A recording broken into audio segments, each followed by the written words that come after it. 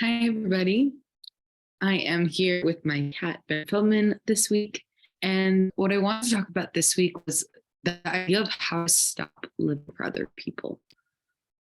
We can spend our entire lives living for the other. We can spend our entire lives aware of ourselves through the perspective of another person, through the perspective of a group of people, through the perspective of our parents, and constantly having their voices in our head dictating with us who we should be, what we should do, what we should choose, what we should like and not like. And that wastes your life. You waste your life away. One really important conversation I had once with my aunt, she said, please God, like your parents should live a ripe old age. And when they die, you're going to be 60. And then you're going to realize that you've just lived for 60 years someone else's life. You lived for your mother, you lived for your father, you lived for their approval. And now you're 60.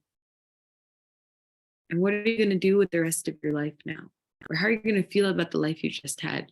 There are people that I know, I have clients who their parents have passed and they still live for their parents. They still think about every decision they make through the lens of would my father approve or disapprove, even if their father's gone. So it's really important to get to know this as clear as day, as young as possible, as early as you can as possible. Of we do not live for people, we live fully, and that honors the life that we've been given. So when you're thinking about your life and what to choose and how to move forward, you have been given life, and that is the biggest gift. That is such a great gift, and your parents gave you that gift.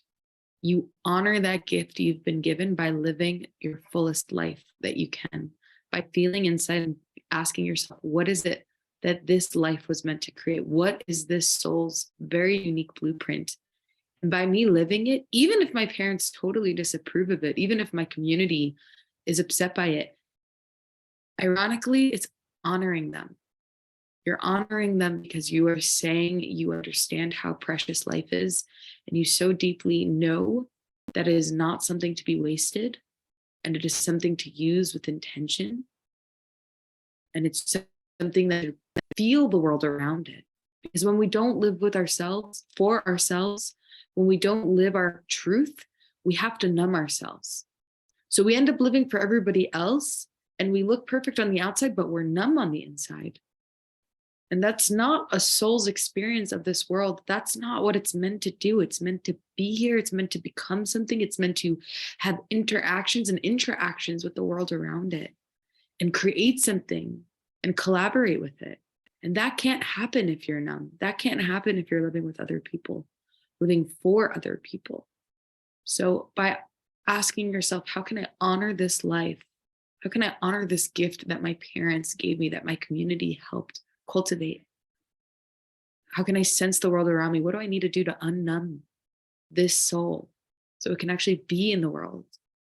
That's actually how you create a life that's yours. So I give everybody a blessing this week that you should have that intention of what is my intention with my life? Is my life something that inspires me? And if it doesn't, what do I need to do to get it to be something that inspires me to wake up every day? Where do I have to start unhooking myself from the opinions and perspectives of others and start really asking myself, how do I honor this life?